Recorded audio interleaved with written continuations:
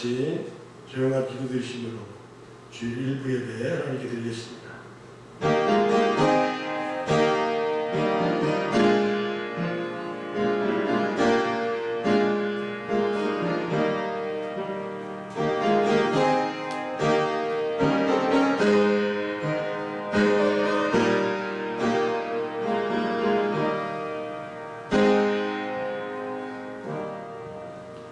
나의 영혼아 잠잠히 하나님만 바라라. 모든 나의 소망이 그의 코로부터 나오는도다. 오직 그만이 나의 반석이시요 나의 구원이시요 나의 요새시니 내가 흔들리지 아니하리이로다. 나의 구원과 영광이 하나님께 있으니요 내 힘의 반석과 피난처도 하나님께 있도다. 백성들아 스스로 그를 의지하고 그의 앞에 마음을 토하라. 하나님은 우리의 피난처이시로다. 아멘. 할렐루야. 하나님 감사드립니다. 어려운 가운데 저희들 하나님의 은혜로 한 주 동안 살아왔습니다. 오늘도 주님을 사랑하는 우리 주의 백성들이 이른 아침부터 주의 전에서 하나님의 은혜에 감사해서 예배로 영광 올려드릴 때에 이 시간 우리의 예배를 다 받으시고 하나님께서 오늘도 예비하신 주의 은혜가 온 성도들에게 충만하게 임하는 시간 되게 하여 주옵소서. 시작부터 주의 영이 함께하여 주셔서 말씀을 통해서 큰 은혜를 나누는 귀하고 복된 오늘 주일 이 시간에 들 수 있도록 주의 영이 좌정하시고 영광 받아 주옵소서. 예수 그리스도의 이름으로 간절히 기도드리옵나이다. 아멘. 우리 찬송가 154절까지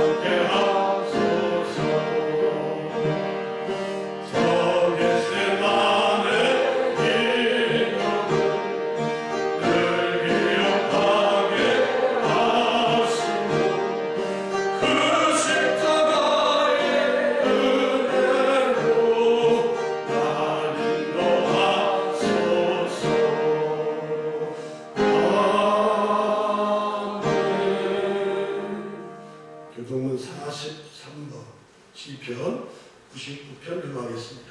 여호와께서 다스리시니 만민이 떨 것이요 여호와께서 그릇을 좌정하시니 땅은 흔들 것이로다. 시온에 계신 여호와는 위대하시고 모든 민족보다 높으시도다. 주의 크고 두려운 이름을 찬송하시니 그는 거룩하심이로다. 능력 있는 왕은 정의를 사랑하느니라. 주께서 공의를 견고하게 세우시고 주께서 야곱에게 공의와 공의를 행하시나이다. 너희는 여호와 우리 하나님을 높여 그의 발등상 앞에서 경배할지어다. 그는 거룩하시도다. 그의 제사장들 중에는 모세와 아론이 있고 그의 이름을 부르는 자들 중에는 사무엘이 있도다. 그들이 여호와께 간구하며 응답하셨도다. 여호와께서 푸른 기둥 가운데서 그들에게 말씀하시니 그들은 그가 그들에게 주신 것을 지켰도다. 여호와 우리 하나님이여 주께서는 그들에게 응답하셨고 그들의 말대로 갚기는 하셨으나 그들의 용서하신 하나님이시니라. 너희는 여호와 우리 하나님을 높이고 그 성산에서 예배할지어다. 여호와 우리 하나님은 거룩하십니다.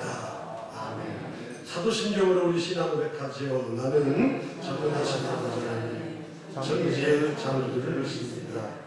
나는 그의 유일하신 아들 우리 주 예수 그리스도를 믿습니다. 그는 성령으로 잉태되어 동정녀 마리아에게서 나시고 본디오 빌라도에게 고난을 받아 십자가에 못 박혀 죽으시고 장사인 지 사흘 만에 죽은 자 가운데서 다시 살아나셨습니다. 하늘에 오르시어 전능하신 아버지 하나님 우편에 앉아 계시다가 거기로부터 살아있는 자와 죽은 자를 심판하러 오십니다. 나는 성령을 믿으며 거룩한 공교회와 성도의 교제와 죄를 용서받는 것과 몸의 부활과 영생을 믿습니다. 아멘. 영광송 5장 하겠습니다.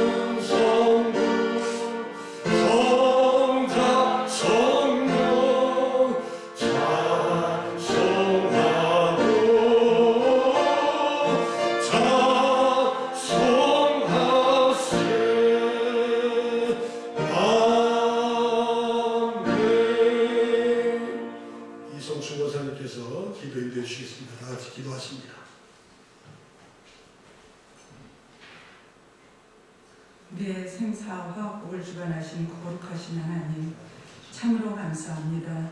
오늘도 거룩한 주일 아버지 전에 나와 아버지 앞에 예배할 수 있음을 감사합니다. 하나님 지난 한 해 참으로 어렵고 힘든 한 해를 살았습니다. 하나님 올해도 아직도 기쁜 소식이 없습니다. 그러나 우리는 우리 하나님이 나의 아버지가 되심으로 이 시간에도 아버지 앞에 예배할 수 있음을 감사합니다. 하나님 올해는 정말 우리가 하나님을 기쁘시게 하는 삶, 복된 삶을 살아가기를 원합니다. 복 있는 사람은 악인의 길을 쫓지 아니하며 죄인의 길에 서지 않고 오만한 자리에 앉지도 않고 여호와의 율법을 주야로 묵상하는 자라고 했습니다. 신학교에 심은 나무가 시절을 쫓아 열매를 맺는 형통한 삶을 살아가는 한 해가 되기를 원합니다. 하나님 우리의 삶 속에서 하나님이 역사하시고 우리와 함께하여 주셔서 우리의 매일매일의 삶이 하나님 앞에 아버지 기도하며 묵상하며 하나님 앞에 드리며 맡기며 사는 사랑의 한 해가 되기를 원합니다. 하나님 여호와를 기뻐하라. 여호와께서 참으로 우리에게 내 마음의 소원을 이루어 주신다 하셨습니다. 하나님 그를 아버지 하나님께서 모든 것을 주님 앞에 맡기며 그를 의지하며 하나님 앞에 참으로 기도할 때 우리가 모든 것을 우리 하나님께서 이루어 주신다고 약속하셨사오니 하나님 올 한 해는 우리가 기뻐하며 감사하며 하나님 앞에 모든 것을 맡기며 내려놓고 소망의 주님, 능력의 주님만을 바라보길 원합니다. 하나님 함께하여 주시옵소서. 그래서 우리의 삶 속에서 정말 하나님이 함께 함께 하심을 볼 수 있게 하시고 하나님 시로때로 넘어지고 쓰러질 때도 많지만 우리의 마음과 생각까지도 감찰하신 하나님께서 생각나게 하시고 하나님 앞에 다시 돌아와 회개하며 하나님을 인정하며 살아가는 우리의 삶이 되게 하여 주시옵소서. 우리의 부족함을 궁일이 불쌍히 여겨 주시옵소서. 우리는 너무도 연약합니다. 하나님 우리의 힘으로 능으로는 아무것도 할 수 없습니다. 하나님이 함께하여 주셔서 하나님 안에만이 능치 못할 일이 없다고 하셨사오니 하나님 코로나19도 속히 종식시켜 주시옵시고 우리가 일상생활로 돌아와 아버지 모든 일에 열심을 가지고 하나님 앞에 예배하며 우리의 생활 속에서도 감사하며 하나님 평강의 주님과 동행하며 살아가게 하여 주시옵소서. 하나님 우리 금상교회 하나님 함께 하심을 감사합니다. 하나님 우리 금상교회 이곳에 세워주시고 하나님 정말 나만 아육 같은 교회가 되길 원합니다. 우리의 표를 가지고 하나님 앞에 기도하오니 이것이 정말 우리 하나님이 함께 하시는 피난처가 되게 하시고 정말 우리가 이곳에 모여서 기도할 때마다 하나님을 만날 수 있는 하나님의 그런 능력 있는 교회가 되길 원합니다. 하나님 정말 우리 금상교회 하나님 우리 성도님들 함께하여 주시옵소서. 연약한 자들을 붙들어 주시옵시고 하나님 질병으로 고통받는 분들을 찾아가 주시옵소서. 만져주사 치료하여 주시옵시고 우리가 정말 하나님의 치료함을 받고 하나님 앞에 더욱 감사하며 하나님 몸된 제들의 선신봉사 충성하며 하나님 앞에 기쁨을 드릴 수 있는 삶을 살아가게 하여 주시옵소서. 올해는 하나님 정말 금상교회가 이 지역을 섬기며 마음껏 한 영혼을 찾아갈 수 있는 해가 되게 하시고 하나님 귀한 영혼들이 예수 믿고 구원받아 우리 금상교회가 차고 넘치게 주님께서 능력으로 역사하여 주시옵소서. 하나님 우리 목사님 날마다 영육간의 강건함을 주시옵시고 하나님 날마다 육신이 피곤치 않도록 새해 힘을 주시옵소서. 이 시간에도 성령 충만함으로 하나님 귀한 말씀을 선포하실 때 그 귀한 말씀이 생명의 말씀, 능력의 말씀으로 역사하사 우리 심령에 잘 박힌 목같이 박히게 하여 주시옵소서. 우리를 그리스도 예수 안에서 이기게 하시는 예수님의 이름으로 기도드립니다. 아멘. 하늘에 계신 우리 아버지, 아버지의 이름을 거룩하게 하시며 아버지의 나라가 오게 하시며 아버지의 뜻이 하늘에서와 같이 땅에서도 이루어지게 하소서. 오늘 우리에게 일용할 양식을 주시고 우리가 우리에게 잘못한 사람을 용서해 준 것 같이 우리 죄를 용서해 주시고 우리를 시험에 빠지지 않게 하시고 악에서 구하소서. 나라와 권능과 영광이 영원히 아버지의 것입니다. 아멘.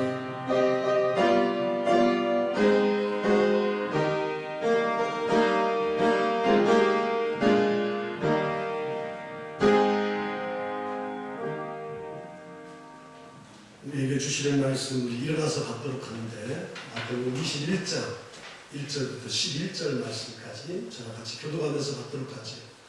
그들이 예루살렘에 가까이 가서 감람산 벳박에 이르렀을 때에 예수께서 두 제자를 보내시며 이르시되 너희는 받은 전말로다. 그리하면 그 위에 양과 낙새끼가 함께 있는 것을 보니 풀어버리게 돌려고 하라.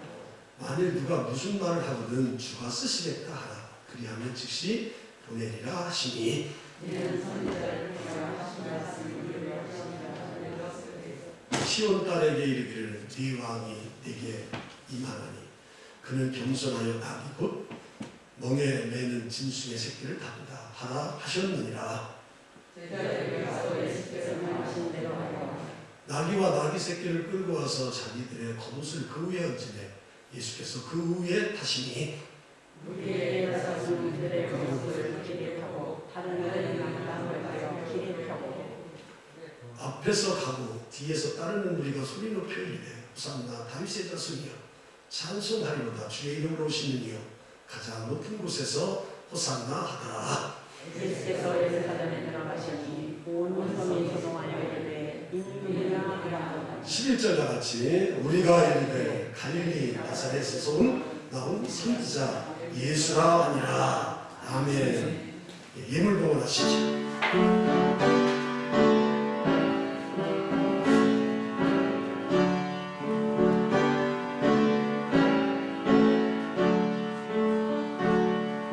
교회 소식 전하겠습니다. 1월달은 결심의 달이지요. 하나님이 나에게 주신 직임과 사명 잘 세우시고 또 세어보는 것을 끝나지 않고 잘 감당해 주시기 바랍니다. 지난주에 발표했죠. 정부에서 질병관리본부에서 사회적 수도권 거리두기는 2.5단계 그대로 유지되고 20년 스텝 인원이 아니라 이제는 좌석 수십 프로, 비수도권은 20% 이렇게 정해줬습니다. 그래서 이번에는 10%지만 그래도 20명 가까이 이렇게 대면 예배를 현장 예배 드릴 수 있는 가능성이 열려져 있습니다. 그래서 지난주부터 주일 새벽기도 1부, 또 2부 이렇게 예배 드리고 점심 식사와 또 오후 3부 예배 드리는 것은 당분간 못 드리고 있습니다. 촬영하는데 지금 촬영에 에러가 생기는데 좀 이따 다른 우리 장로사님이 라이브 방송을 찍어서 교회 밴드와 또 사이트에 올려놓도록 그렇게 하겠습니다. 어제 사회평신도 주간 임원 세미나를 은혜 중에 잘 비대면으로 마쳤습니다. 저도 처음부터 끝까지 다 참여했고 또 현장에 가신 두 분도 있고 또 가정에서 이렇게 드린 분이 이렇게 참여하신 분이 있는데 감사드립니다. 전도하는 대상자들 끈을 놓지 말고 잘 해주시기 바라고 듣든지 안 듣든지 복음이니까 멘토를 남겨주시기 바라되 하늘 보좌를 버리고 저희를 주에서 구원하시고자 내려오신 분이 바로 예수님이시다라고 전하시기 바랍니다. 전도특공대 참 이때 같으면 왕성하게 우리가 할 때인데 못하고 있습니다. 이제 또 기회가 주어지면 열심히 하도록 하겠고 그동안에 필요한 신방은 저희 내외가 감당하도록 그렇게 하겠습니다. 시편 1권 지금 성경 필사 중에 있습니다. 지난주부터 시작했는데 저도 지금 어제까지 20장인가 이렇게 쓴 것 같아요. 늦게라도 참여해 주시고 잠언서 마친 분들한테는 시편 드리고 또 이제 시편 또 완주하신 분들한테는 2월 17일부터 사순절 기간 동안에 요한복음을 다독하면서 필사하도록 할 거예요. 그러니까 완주하신 분들은 그냥 책 드릴 거예요. 그렇게 하시기 바랍니다. 안성지방 지방회가 7회 지방회가 2월 27일 날 10시에 생물교에서 했는데 이거에 대한 구체적인 비대면으로 드릴지 현장으로 드릴지는 어쨌든 아직 답이 없는데 지방에서 연락 오는 대로 알려드리도록 그렇게 하겠습니다. 이번 주 금요 기도회는 화평수기 주관에서 드립니다. 임원 헌신 예배 또 선교회 헌신 예배가 새해부터 우리가 시작하는데 사무 예배를 못 드리고서 지금 못하고 있습니다. 추세를 지켜보면서 하도록 하겠습니다. 강단비와 신청을 이렇게 해주셔서 우성들이 이렇게 한 해 보면 한 100만 30만 원씩 이렇게 해주셔서 강단을 사시나처럼 이렇게 잘 장식하는데 다음 주까지 1월 말까지 신청해 주시기 바랍니다. 춘계 축복 대신방은 3월 15일부터 4월 3일까지 4월 4일이 주일인데 부활주일인데 그 전까지 3주간 동안 춘계 축복 신방 시무 권사님들만 신방 대원 모시고 갈 겁니다. 그리고 저희 둘 셋이만 갈 거예요. 그러니까 요거에 대한 세부적인 제가 일정하고 또 날짜 또 신방 받는 가정들 이것들은 2월 첫 주일에 유인물로 특별 새벽기도와 함께 나눠드리도록 하겠습니다. 3월 8일부터 4월 3일까지 27일 동안 사순절 특별 새벽기도 40일이 아니라 27일 동안 할 겁니다. 아까 얘기한 대로 이때 요한복음을 필사하고 또 신약성경을 다독하는 그런 기회로 갖도록 하겠습니다. 기업신방 감사예배 2월 1일 날 이성중 권사님, 이육선 권사님 연말 정산에 필요한 기본 명세서 제가 우리 교회 한 23명 이렇게 발급하는데 한 15분 정도 해줬더라고요. 필요하신 분들 저한테 신청하면 제가 발급해드리도록 그렇게 하겠습니다. 새해 기도 제목 이렇게 새해 들어서 제목을 제출하지 않은 그런 성도님들은 다음 주까지 꼭 제출해 주시고 다음까지 제출 않으면 제가 개별 문자를 넣어서 다 받을 수 있도록 그렇게 할 겁니다. 교회 카페 사이트를 만들어서 우리가 우리 교회의 모든 상황을 다 거기다 올려놓고 있습니다. 성도들이 가입하셔서 그걸 보셔야 되는데 물론 가입 안 하고도 들어가서 볼 수 있지만 그래도 우리 교회에서 하는 거기 때문에 가입하면 회원수도 있고 그래서 좋을 것 같습니다. 이거 이제 우리가 사순절 앞두고는 모든 거 다 이렇게 해서 가입할 수 있도록 그렇게 하도록 할 겁니다. 금년도 한 달에 한 번씩 선교여행 실시하는 거는 우리가 코로나 때문에 아마 1, 2월 달은 못할 것 같아요. 3월 달이 되면 어떻게 될지 몰라도 어쨌든 1, 2월 달은 시도를 그렇게 하겠습니다. 기도하시죠. 하나님 감사합니다. 주의 전에 나올 때에 저희들 빈수로 나오지 아니하고 하나님께서 주신 것 가운데 이것은 내 것 아니고 주님이 주셨고 이 물질의 주인이 주님 것을 고백으로 담아 또 주님이 주신 것만이 진정한 복임을 깨닫고 믿음으로 마음으로 정성으로 성별해서 하나님의 것을 드리고 또 감사의 것도 드렸습니다. 하나님의 것을 드린 모든 성들에게 마르지 않는 복을 허락하여 주시되 하늘의 신령한 복으로 땅에 기름진 복을 허락하여 주셔서 이 어려운 때에 하나님의 것을 드리고도 모든 것을 두고 감당할 수 있도록 하나님께서 채우시고 부어주시는 역사가 있게 하여 주셔서 어려움 때문에 또 물질 때문에도 가중되는 일이 없도록 하나님께서 다 때마다 시마다 채워 주옵소서.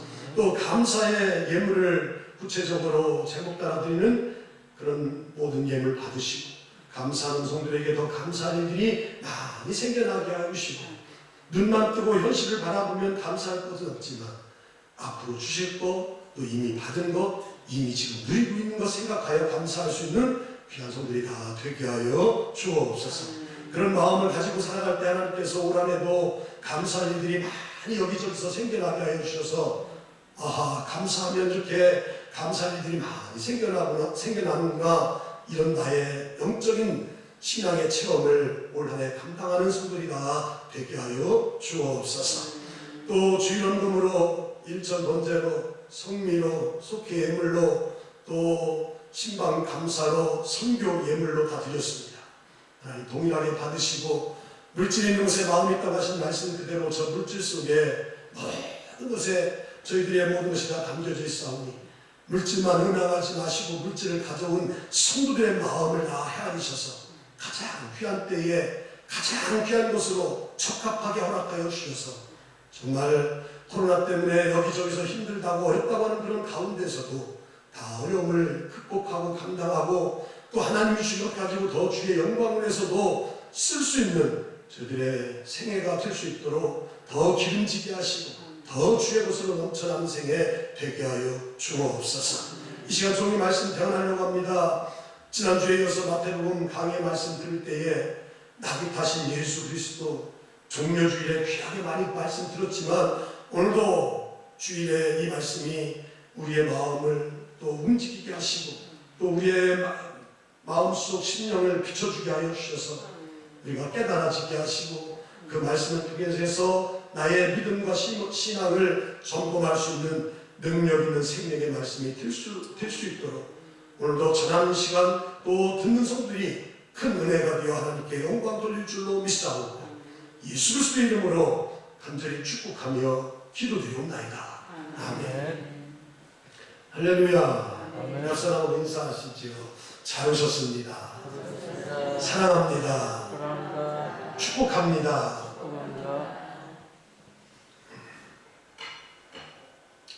지난주에는 마태복음 20장 17절부터 28절 오늘 앞에 있는 앞장이죠. 어떤 속에서 하나는 주의 우편에 하나는 주의 좌편에 그런 말씀을 나눴어요. 예수님께서 제자들과 함께 예루살렘으로 가시는 길에 있었던 일이지요. 지금 예수님은 예루살렘에 올라가면 십자가에서 죽으실 것이다. 대제사장과 장로들에게 넘겨져서 죽임을 당할 것이다. 그리고 3일 만에 살아날 것이다.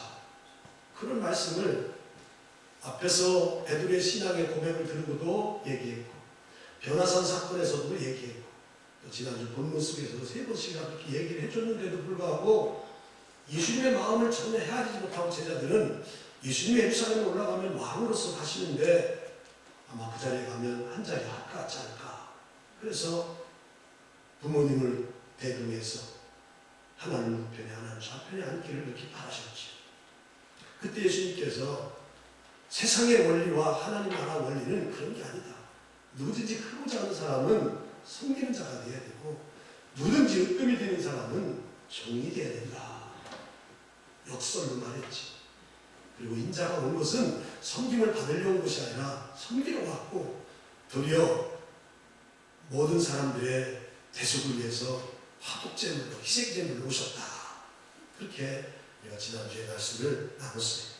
자, 오늘 이제 낙이 타신 예수 그리스도 아도니람 저드슨이라는 사람이 있습니다. 아도니람 저드스라는 사람은 이 선교사인데 미국에서 가장 먼저 선교사를 보냈던 사람이 바로 저드슨이라는 사람이에요. 어디로 보냈냐면 그 당시에는 버마, 지금은 미얀마죠. 미얀마. 이게 1788년에 태어나서 이 사람이 1850년에 죽었으니까 62살인데 1812년에 이제 24살의 나이로 미국에서 최초의 선교사의 파송을 받고 그 부인인 낸시라는 그런 여사와 함께 24살 먹은 사람이 두 대회가 버마, 미얀마에 파송을 받아서 선교사로 가게 돼요. 그래서 거기서 얼마 동안 있었냐면 37년 동안, 야 엄청나지? 37년 동안 그 인도에서 선교했어요. 그리고 이제 37년 선교를 다 마치고 이제 미국에 다시 돌아오게 돼요. 보스턴이라는 보스턴 마라톤 유명한 곳인데 보스턴에 있는 그런 한 교회에서 인도에서 37년 동안 선교를 최초 선교파사 파송받고 선교하고 돌아와서 설교한다는 그런 얘기가 미국에 이렇게 전달이 됐어요. 그래서 37년 동안 미국에서 파송된 선교사가 이제 돌아와서 설교한다. 도대체 무슨 설교할까 해가지고 그 보스턴에 있는 한 교회에 많은 사람들이 가득 차게 모였어요. 미국을 대표해가지고 최초로 파송 선교사가 돌아와서 어떤 설교를 할까? 많은 사람이 기대감을 가지고 먼 곳에서 와서 이제 귀를 기울이고 듣고 있어요. 그런데 그 많은 사람들이 와서 기대하는 것과는 전혀 다르게 이 아도니람 저드슨이라는 사람이 설교하는데 설교의 내용이 간단합니다. 뭐냐면 우리를 위해서 십자가에서 죽으신 예수님, 우리를 위해서 십자가에서 살아나신 예수님, 이 말씀만 한 10번 반복하고 나 설교 끝났습니다 하고 마치는 거예요. 아니 우리를 위해서 십자가에서 죽으신 예수님, 또 우리를 위해서 십자가에서 죽으시고 부활하신 예수님, 이 말씀만 10번 했다. 나도 이 말씀만 10번 하고 마칠까요? 그런데 사람들이 기대했던 거, 아야 선교를 그렇게 오래 해서 우리에게 어떤 교훈의 설교를 줄까 기대하고 왔는데 그렇게 설교하고 짤막하게 하고 마치니까 사람들이 여기저기서 수근수근 왜 이런 설교들을 하고 내가 안 왔지, 뭐라고 어디까지 접하고 왔을까 하면서 막 여기저기서 수근수근. 그래서 아도니람 이 저드스라는 사람이 62세 돼가지고 이제 마음을 좀 정중하게 이렇게 모아가지고 그런 수근수근하는 청중들에게 그런 말을 했답니다. 어떻게 했냐면, 여러분 십자가보다 더 비범한 사건이 어디 있습니까? 비범하다는 뭔가 뛰어나다는 얘기죠. 훨씬 더 훌륭하다는 얘기죠. 십자가보다 더 훌륭한 사건이 어디 있습니까? 십자가보다 더 귀한 메시지가 어디 있습니까? 십자가보다 더 귀한 복음이 어디 있습니까? 나에게는 이보다 더 중요한 메시지가 없습니다. 그렇게 말했대요. 그 말을 들으면서, 그 말을 이렇게 접하면서, 야, 맞다, 맞아. 많은 성도들은 설교를 통해서 좀 세상에서 웃지 못했으니까 교회 와서 한번 실컷 웃어서 왔으면 좋겠다 해서 유머스러운 그런 말을 듣고 싶어 해요. 그리고 또 설교를 통해서 뭐 성경 본문만 듣나요? 이렇게 설교하시는 분들 보면 무슨 동화 같은 것도 얘기하고 소설 같은 것도 얘기하고 풍자적으로 비유 얘기도 하고 또 어떻게 하면 돈 벌 수 있는 재테크 기술도 하고 또 인간 관계, 또 자녀 교육 방법, 살아가는 방법, 이런 얘기 많이 들을 거예요. 들을 수도 있을 거예요. 그런데 사실 그런 말씀은 우리의 생명을 살리는 말씀이 아니지. 예수 그리스도의 십자가, 예수 그리스도의 부활, 이 복음만이 우리의 생명을 건져내는 줄로 믿습니다. 아멘. 설교는 그것을 전하는 거예요. 예수 그리스도께서 오셔서 십자가에서 죽으시고 부활하시고 다시 오신다. 이것을 더 구체적으로 풀어서 설명하는 게 설교예요. 설교. 이보다 더 위대한 사건은 세상에 없는 거예요. 오늘 본문은 예수님께서 십자가를 지시기 위해서 예루살렘으로 들어가시는 가운데 일어났던 이야기를 소개하고 있어요. 지난주에는 예수님과 제자들이 함께 예루살렘에 가는 도중에 있었던 일이라면 오늘은 예루살렘에 이제 십자가를 지기서 거의 다 갔을 때 일어났던 사건이에요. 자, 본문 1절은 이렇게 시작되죠. 그들이 예루살렘에 가까이 가서 감람산 베스바에게 이르렀을 때 예수께서 두 제자를 보내시며 아멘. 아멘 하시죠? 아멘. 아멘. 그들이 예루살렘에 가까이 가서 감람산 벳바게에 이르렀을 때 예수께서 두 제자를 보내십니다. 지난주에도 말씀드린 것처럼 예수님은 갈릴리 사역에서 거의 공생애를 마친 거예요.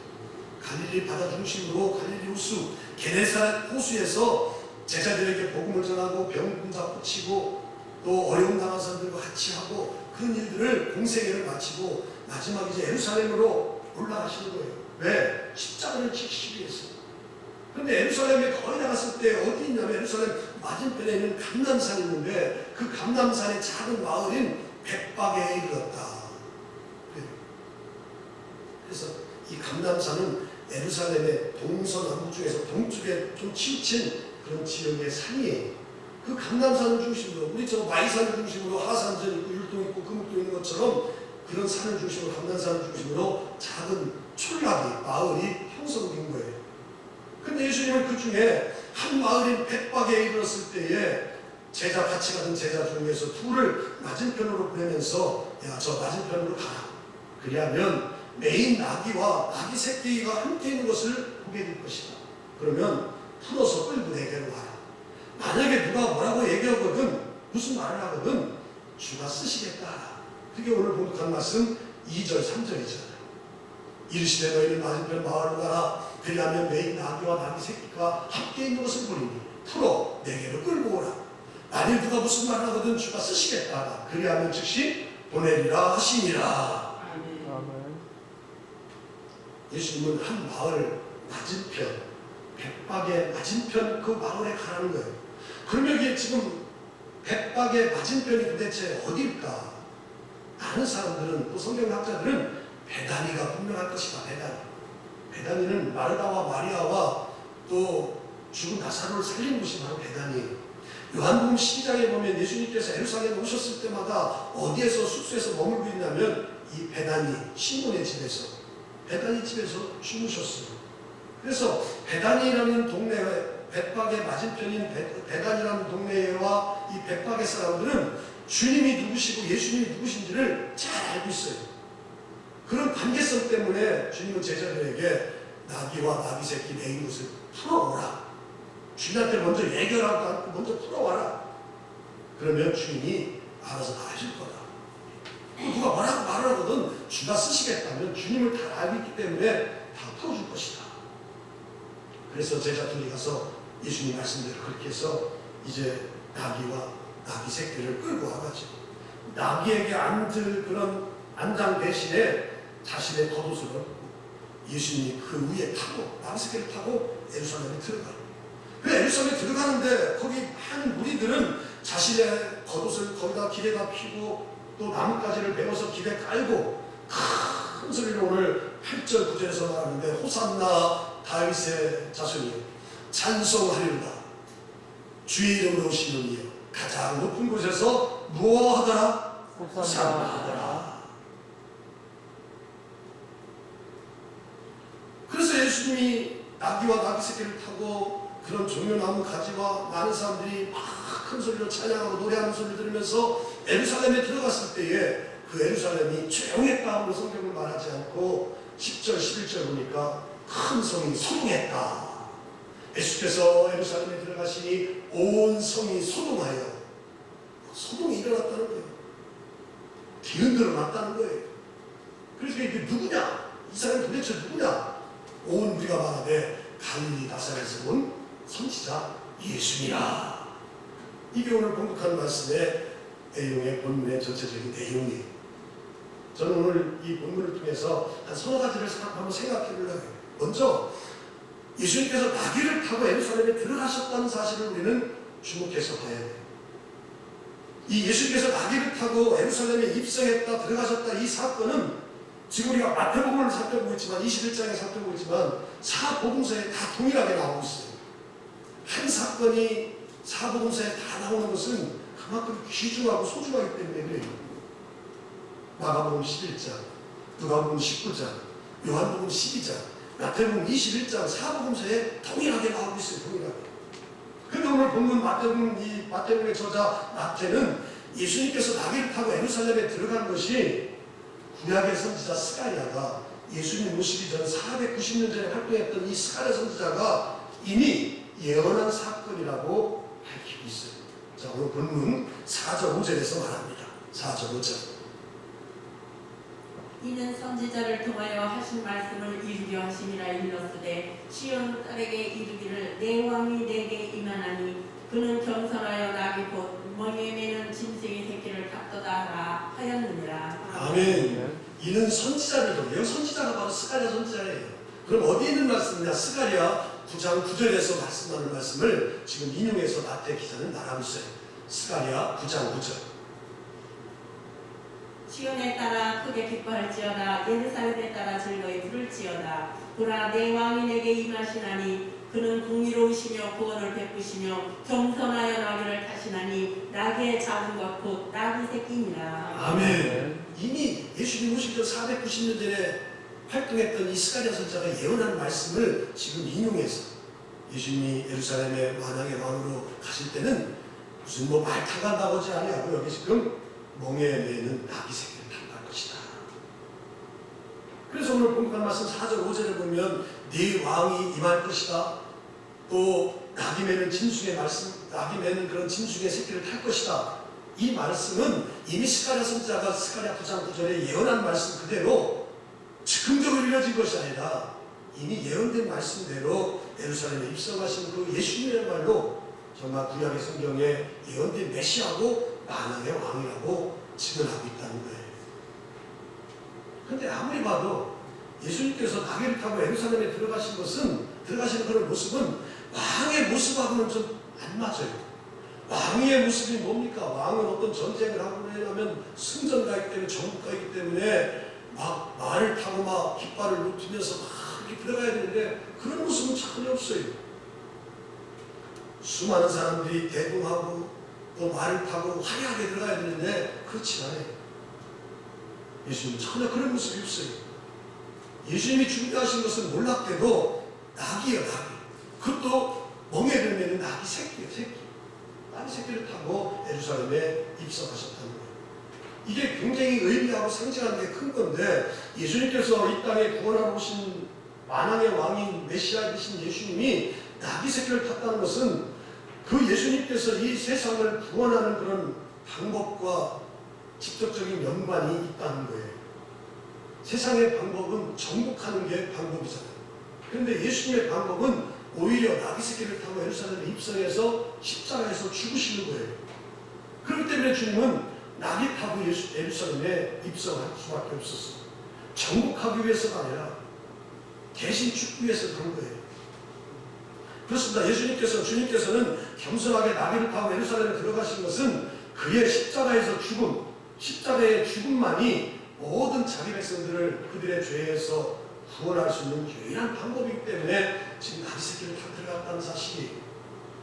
그리고 예수님이 다스릴 하나님의 나라 천국이 어떤 나라이고 어떻게 다스릴지를 지금 나귀 새끼를 타고 들어가신 모습 속에서 잘 보여주고 있는 거예요.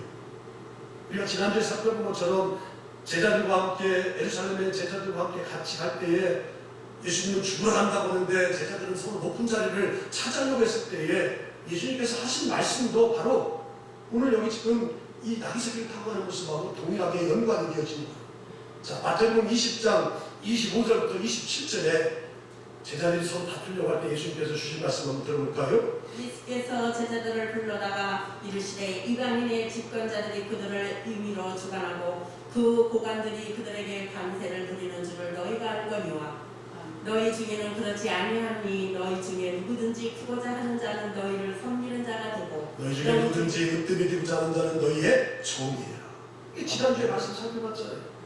그분을 마음으로 믿고 따르는 섬기는 사람들은 이런 것을 알아야 된다. 크고자 하는 자는 낮아지고 섬기는 자가 되고 으뜸이 되고자 하는 사람은 종이 되어야 된다. 이게 바로 세상의 원리가 아닌 하나님의 나라 천국의 원리를 말씀해 주셨잖아요. 중국에서 선교사 얘기 많이 하는데 중국에서 선교사로 아주 큰 그런 활약한 사람이 있습니다. 스코틀랜드 출신인데 월리엄 밀른이라는 사람이 있습니다. 월리엄 밀른이라는 사람은 그가 젊었을 때 이런 일이 있었습니다. 이미 중국에서 아주 선교의 그런 대가로서 활동하던 영국의 모리슨이라는 박사가 거기서 선교하고 있는 거예요. 그리고 아주 뛰어나게 거기서 선교를 잘하고 있는 거예요. 그래서 그분을 롤 모델로 삼고 싶어서 선교 지국에 간 거예요. 오늘 같은 우리나라 선교 단체들이 많잖아요. 저 상주에 있는 선교 열방센터가 문제가 있을 때 거기서 사실 큰일 많이 한 거예요. 16,000명의 선교를 반수했으니까 거기서. 그런 것처럼 선교 단체를 찾아간 거예요. 그래서 이 월리엄 밀른이라는 사람이 선교 단체에 찾아가서 지금 중국에서 선교를 잘하고 있는 모리슨 선교사 앞에 가서 좀 일 좀 하고 싶은데, 선교하고 싶은데 나를 파송해달라. 그렇게 말을 했어요. 그랬더니 선교 단체에서 답을 주기를, 당신은 선교사로서는 자격이 안 돼요. 선교사는 갈 수가 없어.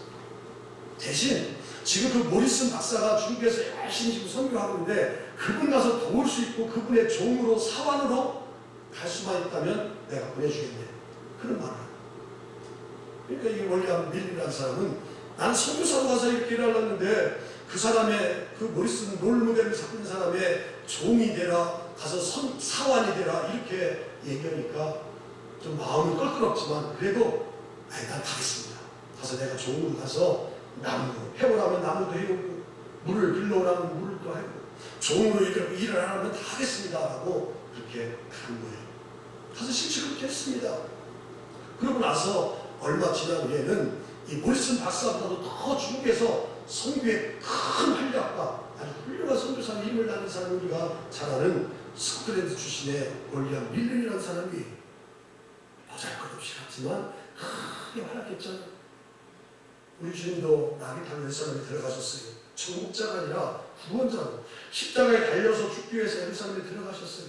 겸손하게 자신을 낮추고 아버지의 뜻에 순종하기까지 복종, 십자가에서 복종하셨어요. 그 주님이 걸어가신 그 십자가의 길이 오늘 우리 성도들이 따라가야 할 길인 줄로 믿습니다. 아멘. 자신을 낮추고 천국 백성이 이 땅을 살아가야 돼요. 나를 타고 가신 예수님, 예루살렘에 입성하신 그 모습 속에서 우리는 귀한 것을 볼 수 있어요. 두 번째는 예루살렘에 이렇게 들어갈 때에 사람들이, 예루살렘 사람들이 종려나무 가지를 길에다 베고 호산나라고 크게 외쳤어요. 자, 오늘 본문 8절 9절에서 그렇게 외쳤습니다.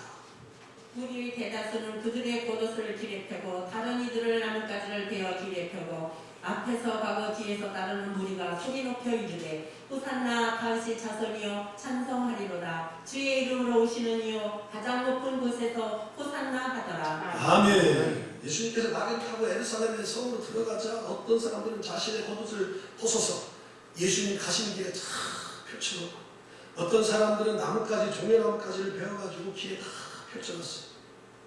이 부분을 원문을 보면 한 번 펼쳐놓고 그것을 끝나지 아니하고 여기서 한 사람 펼쳐놨으면 또 이어서 펼쳐놓고 또 펼쳐놓고 거기서 계속 진행형으로 말하고 있는 것을 볼 수 있어요. 그러니까 한 번으로 끝나지 아니하고 여기는 나뭇가지와 종려나무가 있고 여기는 맨 땅이다 이게 아니라 밟는 대로 이렇게 연결해서 펼쳐놨다는 거예요. 이런 모습은 왕으로 들어가시는 예수님이 길에 흙을 묻지 않도록 이렇게 왕을 더 영화롭게 영광의 자리로 모셔드리는 모습이에요. 우리가 TV라든가 이런 VIP라든가 국가 원수를 이렇게 오고 왕래할 때 보면 알잖아요. 대통령이 국가 원수를 맞이할 때 물론 직접 나가는 경우도 있지만 비행장 인천공항이라든가 기내공항 딱 떨어지면 가장 먼저 비행기가 도착하면 깔아지는 게 뭐예요? 레드 카페트, 빨간 카페트가 쫙 깔아지잖아요. 그러면 거기에 국가원수가 비행기 타고 내려와서 나온 사람 접견하고 그 다음에 이제 영빈관을 가고 그러잖아요. 요즘 우리가 무슨 영화 배우라든가 연예인들이 무슨 대상이라든가 이런 거 받을 때 시상 장소 보면 레드 카페트가 쫙 깔려있잖아요. 그래서 거기를 나가가지고 수상 소감도 얘기하고 수상하는 거 보잖아요. 예수님을 따르던 사람들이 겉옷을 길에 피고 종려나무 가지를 길에 펴는 것은 레드 카펫을 깔아드리는 것처럼 예수님을 왕으로 영화롭게 모셔드린다는 그런 의미예요. 그래서 기독교는 전통적으로 이런 사건들을 가리켜서 주님의 예루살렘 입성이다, 또 예수님의 순환과 부활을 통해서 승리했다 해서 예수님의 예루살렘 승리의 입성이다. 종려나 나무 가지를 흔들고 길에 폈다 해서 종려주리다 라고 지키는 거예요. 근데 여기 보면 그들 앞에서 가고 뒤따르면서 호산나 다윗의 자손이여 찬송하리로다. 주의 이름 오시는 곳이여 가장 높은 곳에서 뭐하더라? 호산나하더라. 이 호산나가 헬라어 원어의 뜻은 헬라의 원어의 뜻은 우리말로 해서 호산나예요. 원래 이 헬라어 호산나는 히브리어 호시아나를 축약해서 나온 게 호산나예요. 호시아라는 뜻은 뭐냐면 구원하소서. 호시아나는 뭐냐? 오 제발 그런 뜻이에요. 그러니까 이 호산나라는 것은 뭐냐? 한마디로 우리말로 말하면 오 제발 구원하소서 그런 뜻이에요. 사실 구속자적인 그런 입장에서 보면 메시아이신 예수님께서 예루살렘에 들어가시는 그 순간은 그야말로 중요한 순간이 아닐 수가 없어요. 왜냐하면 하나님의 아들 예수님께서 인간을 구원하기 위해서 이 땅에 내려오셨고 30년 동안 기다렸다가 그의 공생애를 다 시작을 마쳤고 이제는 예루살렘에 입성하셔서 모든 사람의 죄를 대속하기 위해서 십자가에 지시기 위해서 들어가는 사건이기 때문에 구속사적인 입장에서 보면 엄청난 중대한 사건이에요. 그런 구원을 바라던 사람들이 소리칠 수밖에 없고 호산나 우리를 구원하소서 호시아나 제발 우리에게 구원하소서 이렇게 외치지 않을 수가 없는 거지. 이스라엘의 속량과 구원을 기다렸던 백성들이 마음껏 소리칠 수밖에 없는 상황이에요. 이 말씀이 동일하게 기록된 누가복음 19장에 보면 재미있는 장면이 하나 덧붙여졌습니다. 사람들이 이렇게 열렬하게 환영하고 예수님에 대해서 환영하는 것을 지켜보이는 바리새인들은 예수님께 그렇게 말을 해요. 우리가 잘 아는 누가복음 19장 39절에 보면 그런 말씀이 있잖아요. 무리 중 어떤 바리새인들이 말하되 선생님이여 당신의 제자들을 책망하소서 하거늘. 예. 지금 예수님을 막 사람들이 환영하니까 그것을 지켜보는 바리새인들이 예수님께 뭐라고 하냐면 아이고 제발 좀 당신의 제자들 좀 책망하소서 그렇게 말해요. 왜냐하면 바리새인들은 지금 많은 청줄동을 통해서 인기를 한 몸에 지금 얻고 있잖아요. 그런데 예수님이 갑자기 나타나가지고 이렇게 청중들의 환영을 받고 대환영을 받으니까 이제는 자기들의 설 자리가 없어지니까 어떻게 하면 예수님에 대해서 또 제자들을 향해서 이렇게 깔아옮기려고 지금 그렇게 말하고 있는 거예요. 그때 예수님께서 이 바리새인들에게 놀랍게 하신 말씀이 40절이에요. 다 같이 읽습니다. 40절 시작. 대답하여 이르시되 내가 너희에게 말하노니 만일 이 사람들이 침묵하면 돌들이 소리지르리라 하시니라. 알았다 내가 예수님 제자들 책망한다 그렇게 말하지 않고 저 제자들이 또 사람들이 이렇게 저렇게 미치지 아니하면 옆에 있는 돌들이라 소리지를 거다.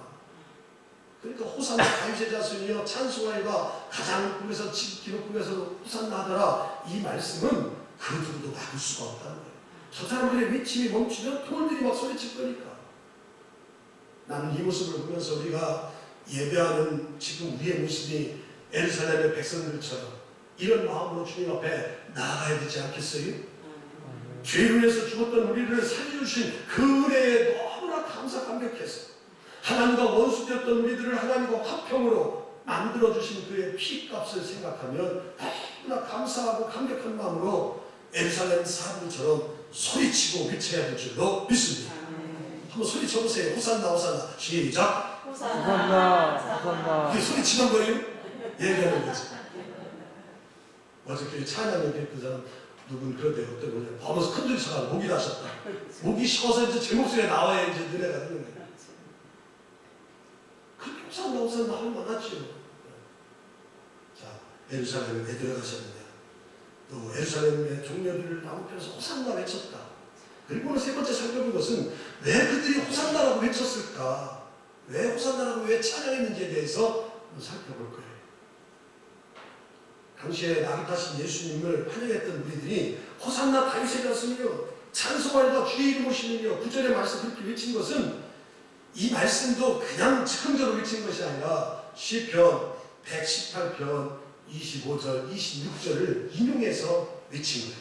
자 한번 들어볼까요? 여호와여 구하옵나니 이제 구원하소서. 여호와여 우리가 구하옵나니 이제 형통하게 하소서. 여호와의 이름으로 오는 자가 복이 있으며 우리가 여호와의 집에서 너희를 축복하였도다. 아멘. 이 말씀이 호산나 다윗의 자손이 찬송하리다 주의 이름 오시며 라고 지금 외치는 말씀과 연관이 있는데 이 시편에 있는 118편 10절 말씀을 인용해서 외쳤던 거예요. 우리가 잘 아는 대로 할렐루야 할 때 할렐루야 항상 찬양이 거기에 명령형 누가 붙어가지고 할렐루야 할 때에 여호와를 찬양하는 뜻이잖아요. 여기 지금 호산나라고 이렇게 크게 외친 것은 그들의 간절한 기도이면서도 찬양인 거예요. 찬양. 근데 그들이 부른 그 기도와 찬양은 우리가 세 파트로 나눌 수가 있는데 먼저 호산나 다윗의 자손이요. 이게 바로 예수님을 호칭하는 부분이에요. 호산나 다윗의 자손. 다윗의 자손이 메시아의 칭호잖아요. 예수님을 다윗의 자손이라고 부른 것은 예수님이 오시는 메시아다라고 외친 거예요. 그래서 자신의 옷을 피고 종려나무를 베어서 귀에다 까는 거예요. 메시아 오신 분을 환영하기 위해서. 그래서 호산나 다윗의 자손이여 찬송하리로다 주의 이름으로 오시며 이것을 지역해서 말하면 주의 이름으로 오시는 메시아여 찬양을 받으소서. 메시아로 오신 예수님을 높이면서 찬양하는 것이 바로 찬송하리로다 주의 이름으로 오시니. 지금 이스라엘 백성들은 그동안 나라를 잃고 어렵게 힘든 생활을 했어요. 주변 강대국의 침입을 받아가지고 지쳤고 로마의 압제를 당하기 때문에 나라가 참담하고 힘들고 어려운 상황이었어요. 로마의 속국이 되었으니 우리나라 일제 치하의 그런 치욕의 생활인 것처럼 국가의 어려움이 지금 코로나보다 더 어려웠을 거예요. 아마. 거기다 더 힘든 것은 오늘 우리나라처럼 나라에서 종교와 믿음, 신앙 이런 것들을 감시 통제하면 힘들잖아요. 예루살렘 담장 옆에는 로마의 군인들이 다 주둔하고 있어서 높은 곳에 서가지고 사람들이 어떻게 예배드리고 어떻게 하는지를 다 주시하고 감시하고 있어요. 그러니까 예배드리는 사람들도 떳떳하지 못하고 감시 체계 속에서 불안하고 또 얼마나 부끄럽고 수치당하고 있어요. 그럼에도 불구하고 시편 118편 25절 26절처럼 오시는 메시아를 찬양하고 예수님이 낙이 타고 예루살렘에 들어오자 그들은 자신의 꿈이 이루어질 것을 생각해서 이런 어려움에서 다 해방시켜줄 줄 알고 기뻐하신 거예요. 그들이 받았던 구원의 날이 눈앞에 보이는 것 같고 또 자기들이 지금 지고 있는 모든 짐을 다 벗겨줄 것이다 생각해서 그들은 호산나 다윗의 자손이여 주의 이름으로 오시는 이여라고 지금 찬양하고 기도하고 있어요. 그 다음에 이제는 가장 높은 곳에서 호산나 가장 높은 곳에서 가장 높은 곳에서 하늘 하나님께서 계신 곳을 나타내는 거잖아요. 예수님이 태어났을 때도 가장 높은 곳에서 하늘의 천군 천사들과 함께 누가복음 2장 10절에 보면 지극히 높은 곳에서 하나님께 영광이요 땅에서는 기뻐하시는 사람들 중에 평화로다. 예수님이 오셨을 때 그 찬양하고 지금 만왕의 왕으로 예루살렘에 들어가실 때 찬양이 동일한 거예요. 땅에서도 기뻐하고 하늘에서도 기뻐하는 그런 위대한 순간이 지금 이 순간이에요. 우리가 잘 아는 찬송가 66장에 보면 다 감사드리세 그 찬양이 나오거든요. 이 찬양은 독일에 우리가 잘 아는 마틴 링가르트라는 사람이 작사 작곡한 거예요. 이 링가르트라는 사람은 목사님의 아들인데 독일에 30년 전쟁이 있었잖아요. 1614년부터 1648년까지 신교와 구교, 카톨릭과 개신교의 싸움이 있었잖아요. 그래서 많은 나라가 힘들고 어렵고 또 30년, 말이 30년이 얼마나 큰 그런 장관 세월이에요. 다 힘들고 어려울 때에 이 링가르트라는 이 목사님이 찬송가 66장을 작사했는데 그 가사는 이렇습니다. 다 감사드리세 온 마음을 주께 바쳐 그 섭리에 놀라워 온 세상 기뻐하세. 예부터 주신 복 한없는 그 사랑 선물로 주시네. 지금부터 영원까지. 그게 찬송 66장이에요. 우리가 잘 부르질 않아서 모르는데 한번 집에 가서 봐보세요. 그렇게 지금 30년 전쟁 때문에 힘들고 어려운 속에서도 기뻐한다. 그리고 하나님께서 그런 어려운 가운데서도 복 주시고 또 그 크신 복을 지금부터 영원까지 주실 것을 찬양하고 있잖아요. 어떻게 그렇게 어려운 가운데 찬송할 수 있었을까? 그것은 주님이 그 앞에 있었기 때문에 주님을 모셨기 때문에 그런 거지.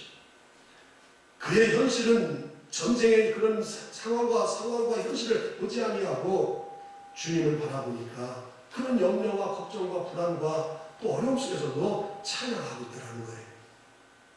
그렇습니다. 정말 하나님이 기뻐하신 찬양은 조건과 환경을 뛰어넘는 거지. 찬양하는 이유는 세상에서 가져서 누려서 있어서 찬양하는 게 아니에요. 그것은 있다가 없어지기 때문에 찬양 지속적으로 못하는 거예요. 우리가 지속적으로 찬양할 수 있는 것은 오직 한 가지, 예수 그리스도 때문에 찬양하는 줄로 믿습니다. 그래서 예수님이야말로 호산나 찬양 받으시기에 합당하신 분인 거예요. 자, 그래서 예루살렘에 입성하고 호산나 찬양했는데 왜 찬양했는지까지 제가 설명을 했어요. 이제 마지막으로 우리가 하나 더 생각해 볼 것이 있는데, 예루살렘에 들어갔을 때에 그 성에서 큰 소동이 일어났다. 예수님께서 낙이 타고 예루살렘에 들어가자 온 성에 소동이 일어났다고 오늘 본문 10절 11절에 말하잖아요. 이게 도대체 누구냐? 이게 무슨 일이냐? 그랬더니 사람들이 갈릴리 나사렛에서 온 예수입니다. 그렇게 말하면서 오늘 본문을 마쳤잖아요. 아마 우리 성도도 다 아실 거예요. 마태복음 2장에 보면 동방박사들이 예수님에게 향품과 모든 향유를 가지고 경배하러 왔을 때에 예루살렘에 들어와서 유대인의 왕이 나시니가 어디 있냐? 이렇게 물었을 때에 예루살렘에서 큰 소동이 일어났다고 했잖아요. 그렇게 오신 예수님 만왕의 왕이 이제는 낙이 타고 예루살렘에 들어왔을 때 역시 예루살렘에 큰 소동이 일어났어요.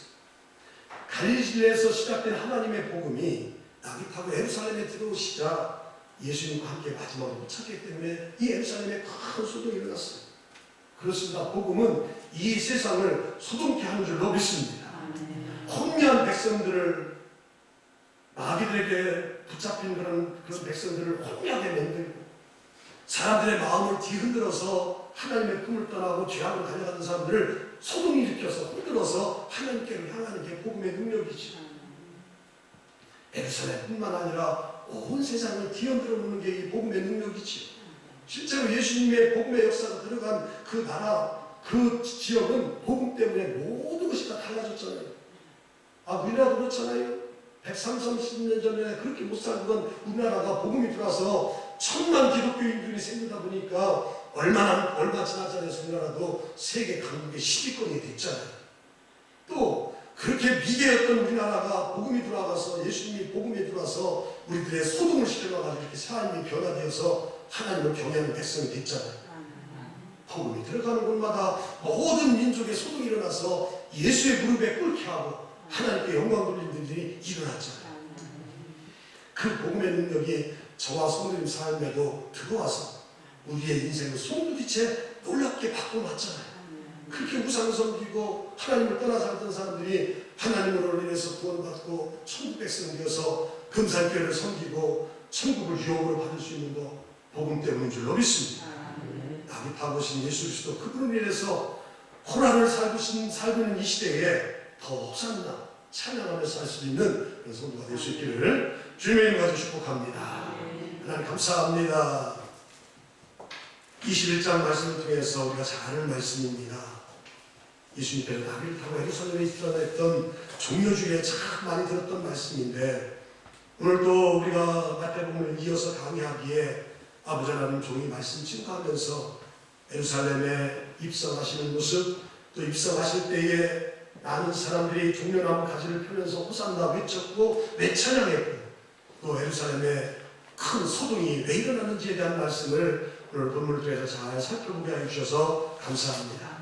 오늘 우리들도 이 복음으로 인해서, 주님으로 인해서 우리가 송두리째 소동이 일어나고 변화가 일어나고 바뀌어진 것처럼, 온 세상을 뒤흔들어 놓은 것처럼 아버지 이렇게 복음은 능력 있고 다이나믹하다는 사실을 기억하게 하여 주셔서 많은 사람들에게 전하고 또 입을 열어 증거하게 하여 주셔서 복음이 저들의 삶을 바꾸고 변화시키고 송두리째 바꿔놓을 수 있는 그런 역사를 감당해 나아가는 온 성도들이 되게 하여 주시고, 예수님을 만왕의 왕으로 선지자로 제사장으로 모셨기에 어떤 어려움이 있다 할지라도 담대하게 이기고 승리하며 나아가는 온 성도들이 다 되게 하여 주옵소서. 예수 그리스도의 이름으로 간절히 기도드리옵나이다. 아멘. 비바람이 앞길을 막아도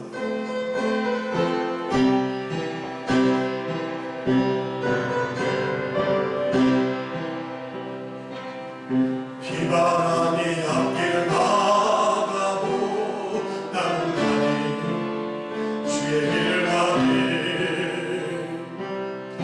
눈물 하나 앞길을 가려도 나는 가니 주의 길을 가니 이 길은 영광의 길, 이 길은 승리의 길, 나를 구원하신 주님이 십자가 지고 가신 길, 나는 가리라 주의 길을 가리라 주님 닮같이 가라 나는 가리라 나는 가리라 주의 길을 가리라 주님 닮같이 가라 나는 고만하고 앞길 막아도 험난하고 앞길을 가다도 나는 가니 주의 길을 가니 오직 나랑 앞길을 가려도 나는 가니 주의 길을 가니 이 길은 고난의 길, 이 길은 생명의 길, 나를 구원하신 주님이 십자가 지고 가신 길, 나는 가리라 주의 길을 가리라 주님 발같이 가라 나는 가리라 나는 가리라 주의 길을 가리라 주님 발같이 가라 나는 가리라 하나님 코로나 때문에 너무나 힘들고 어렵지만 주님이 우리를 위해서 십자가 지시고 가신 길을 저희들 생각나게 하여 주옵소서. 우리 인생의 여정에 코로나도 이것이 십자가로 여겨진다면 주님처럼 묵묵히 지고 가게 하여 주시고 이런 고난 속에서도 주님의 섭리와 오묘하신 경륜을 깨달아 알게 하여 주셔서 지난날에 하나님을 떠나 살고 하나님 없어도 나는 모든 것을 할 수 있다고 하는 그런 우쭐함과 교만함과 또 나의 모든 것들을 다 내려놓는 저희들과 되게 하여 주셔서 하나님의 품을 떠나지 아니하고 모든 것을 하나님 중심으로 살고 하나님께 맡기고 기도하는 저희들과 되게 하여 주셔서 오히려 이 코로나의 어려움이 전화위복이 되어서 이제 하나님의 큰 축복을 받는 그런 기회가 되게 하여 주옵소서. 소멸되지 않았다 해서 불안하고 떨고 염려하지 않게 해주시고 하나님이 다 내리셨기에 하나님이 거두어주시면 다 거둬질 수 있음을 확신하게 하여 주셔서 염려하고 걱정하는 힘이 있으면 오히려 더 하나님께 기도하고 더 깨어있는 자로 살아가는 온 성도들 다 되게 하여 주옵소서. 어려운 질고를 만난 성도들이 있습니다.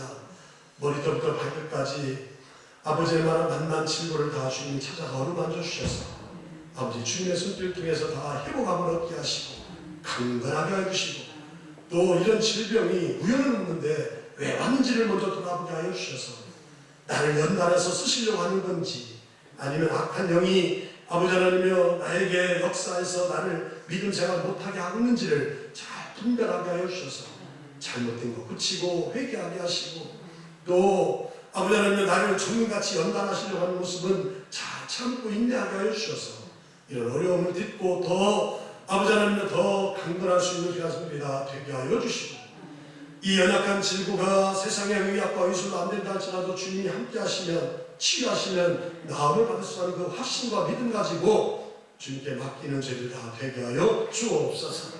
마음의 소원, 기도의 제목도 저희들 갖고 있지만 아버지 하나님은 내 힘으로 노력하려고 하지 않게 해주시고 다 하나님께 맡기고 하나님 안에서 저희들 다 해결함을 받을 수 있도록 올 한 해 특별히 주의 은혜가 임하는 저희들 다 되게 하여 주옵소서. 천하보다 귀한 영혼을 우리에게 맡겨주셔서 나를 통해서 구원하려고 하시니 감사합니다. 나는 부족하고 능력이 없지만 내가 지고 있는 복음은 있사오니 이 복음 때문에 많은 영혼들을 세워갈 수 있는, 또 구원받을 수 있는 그런 역사를 감당케 하여 주옵소서. 주님을 떠난 영혼들 안타깝게 여기며 그의 영혼을 불쌍히 여기며 기도하게 하여 주셔서 다 주님 앞에 돌아오게 하시고 하나님을 나의 주인으로 모시고 사는 귀한 성들이 다 되게 하시며 창조주를 인정하며 살아가는 온 성들 다 되게 하여 주셔서 그런 자들에게 하나님께서 놀랍게 채워주시고 부으시는 하늘의 풍성한 복을 받고 사는 저희들 다 되게 하여 주옵소서. 이제는 우리 주 예수 그리스도의 구속의 은혜와 하나님 아버지의 놀라우신 사랑하심과 성령님의 감화 교통 역사인도 충만하신 은혜가 주의 복된 날에 귀한 전에 이른 아침에 나와서 예배드리며 또 주신 말씀 마음 신비에 새기고 하나님이 허락하신 가정으로 돌아가는 모든 성들 머리머리 위에 이제부터 영원토록 함께 하시옵기를 간절히 축원하옵나이다. 아멘.